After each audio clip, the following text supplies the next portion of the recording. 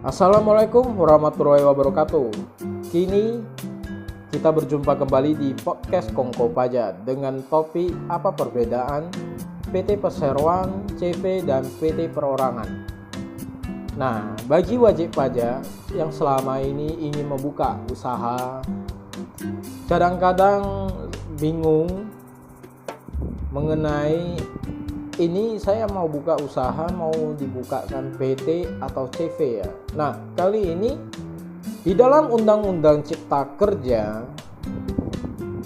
pemerintah memberikan kelonggaran bahwasanya kalau ingin buka usaha, PT bisa perorangan, yang alias tidak memerlukan dua orang sebagai pemilik usaha, namun hanya sendiri.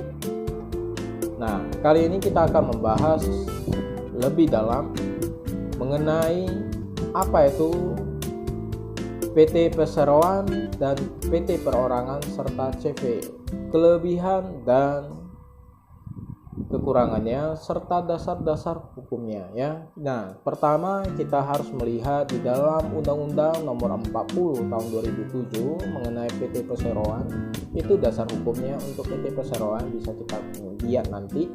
Nah, untuk CV itu bisa kita lihat di dalam Kitab Undang-Undang Hukum Dagang di pada pasal 19 ya. Dan untuk dasar hukum PT Perorangan itu bisa dilihat di Undang-Undang Nomor 11 Tahun 2020 tentang Cipta Kerja. Nah, untuk PT Perseroan bisa kita lihat di dalam modal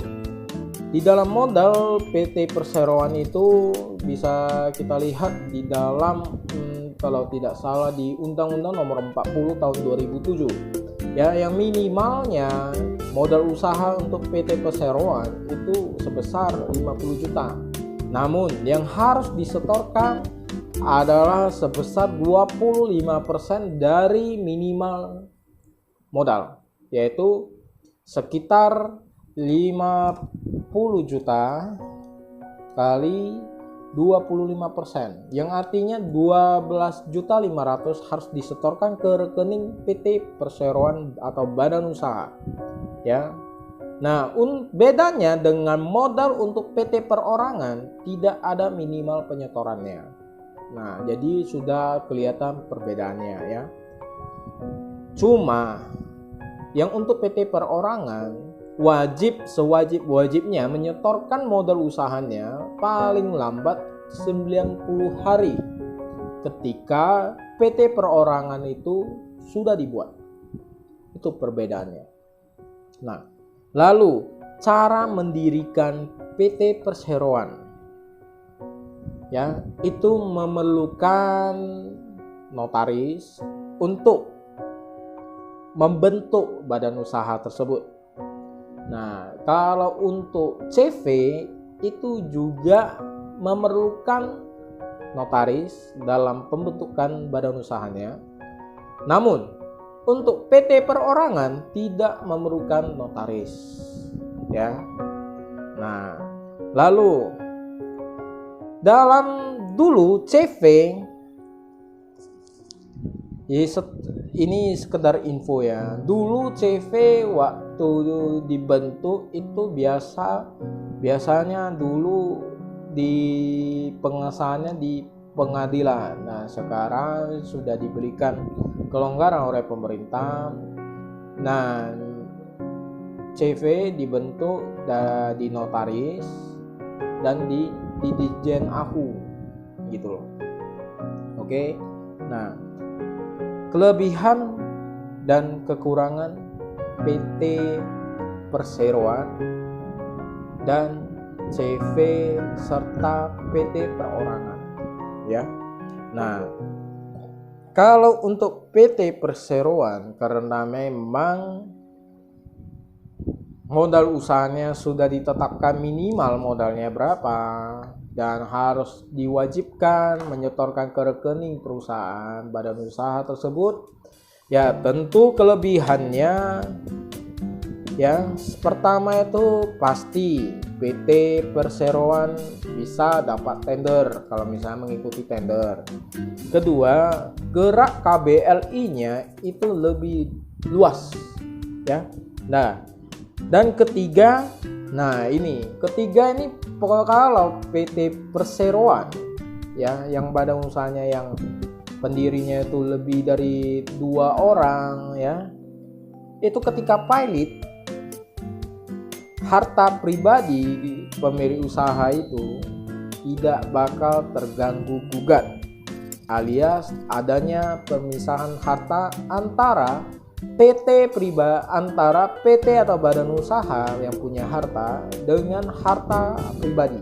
Jadi ketika pilot si badan usaha, contohlah si PTA dia udah mau pilot, nah dia misalnya ada tunggakan pajak sekitar 100 juta 50.000. Nah, rupanya ada harta di dalam perusahaan tersebut cuma 50 juta, yang tinggal 50 juta. Jadi ya sudah 50 juta itu aja yang habis.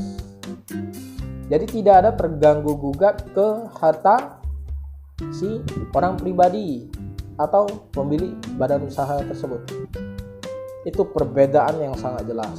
Nah, kalau misalnya CV ya, kalau ada harta pribadi dan harta dia di dalam CV itu ya, aturan hukumnya itu tidak ada pemisahan harta antara harta badan usaha CV dengan harta orang pribadi. Jadi ruang lingkupnya itu ketika si PTA, contoh ya, kita ambil contoh si PTA punya tunggakan pajak sekitar 150 juta ya, dan di dalam harta tersebut yang di badan usaha yang bersangkutan hanya tinggal 50 juta ya. Nah, jadi 50 juta itu dibayarkan ke hutang pajaknya, 100 juta itu ditagih ke pemilik usaha alias orang pribadi, direktur tersebut. Jadi hartanya pun ikut juga ya. Jadi untuk CV tidak ada namanya pemisahan harta, untuk PT itu ada pemisahan harta. Nah, jadi lantas ada pertanyaan, kalau PT perorangan itu ada pemisahan harta atau tidak? Jelas ada pemisahan harta karena ya memang dia PT. Jadi tidak ada sangkut paut dengan harta pribadi si pemegang saham atau si direkturnya. Jadi kalau memang itulah kelebihan PT perorangan ya, kekurangannya CV. Kelebihannya CV ya tentu dapat mengikuti tender ya, pertama. Kedua, kalau untuk buka rekening bank ya tentu jelas sangat bisa. Kalau untuk PT perorangan kadang-kadang masih mikir karena peraturannya masih baru gitu ya. Nah, jadi kalau untuk PT pembentukannya tuh minimal berapa orang? 2 orang bisa, 3 orang bisa gitu. Kalau untuk CV ya 2 orang bisa ya. Kalau untuk PT perorangan tentu ya 1 orang. Jadi kelebihan dan kekurangan itu ya sudah saya jelaskan juga ya. Pertama, untuk PT kelebihannya itu ya dapat mengikuti tender. Kedua, gerak KBLI lebih leluasa, lebih luas. Ketiga, ketika pilot harta pribadi ya, harta pribadi badan usaha tidak sangkut paut dengan harta pribadi si orang pribadi, alias ada terjadi pemisahan harta ya. Kalau untuk CV kelebihannya ya dapat mengikuti tender. Kedua, kalau buka rekening tentu sangat gampang ya. Ketiga, gerak KBLI-nya pun ya tentu leluasa, tapi tidak seleluasa PT ya. Keempat, ketika pilot harta pribadi pemilik usaha itu disangkut pautkan karena tidak adanya pemisahan harta ya. Untuk PT perorangan tentu tidak dapat mengikuti tender. Kedua, modal usaha tersebut, ya, kelebihannya modal usahanya itu tidak dibilang ya, mau modalnya 1 juta, 5 juta, silakan buka. Nah, kelebihannya di sana. Jadi kekurangannya itu ya wajib disetorkan modalnya sebelum 90 hari dari PT tersebut dibuka. Nah, keempat, kalau buka rekening tentu susah. Karena kenapa? Karena PT perorangan itu waktu diperbankan itu masih ya belum tentu sampai sekarang ya, yang buka PT perorangan itu masih belum ada rekeningnya ya, setahu saya. Nah, jadi apa yang didapat? Nah, ya kan, apa yang didapat? Nah, tentu satu lagi kekurangan PT perorangan adalah KABLI yang diambil itu sedikit, ya tentu adalah mikro, bukan non mikro gitu. Nah, kalau CV sama PT ya bisa, mau mikro mau non mikro ya bisa ya. Jadi apa yang didapatkan? Nah, untuk PT perorangan tentu sertifikat pendirian, sertifikat pernyataan, NPWP, NIB, dan sertifikat standar itu yang didapatkan oleh PT perorangan. Nah, kalau PT perseroan dengan CV itu ya tentu dapatnya akta pendirian yang tebalnya lebih kurang di atas 10 lembar ya. Ya, kedua AHU,